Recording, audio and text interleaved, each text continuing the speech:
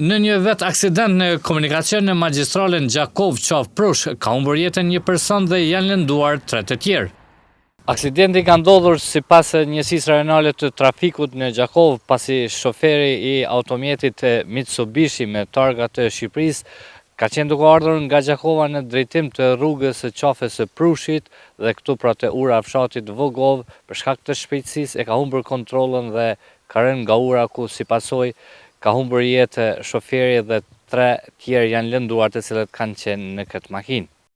Njësia rajonale e trafikut në policinë e Gjakovës ka thënë se makina Mitsubishi me targa të Shqipërisë ka dalur nga rruga pasi nuk i është përshtatur kushteve të rrugës dhe ka tejkaluar shpejtësinë e lejuar. Makina ka përfunduar në urën e fshatit Vogov dhe për pasojë drejtuesi ka humbur jetën, i cili është etas i Shqipërisë. Për këtë rast, prokuroria themelore në Gjakov është duke kryer hetimet e metutjeshme. 3 të lënduarit që ishin në vetur kanë marrë trajtim në emergjencën e spitalit në Gjakov, 2 janë në kirurgji, njëri nga ta ka qepje në kokë, ndërsa personi i tretë është liruar nga spitali Isa Grezda.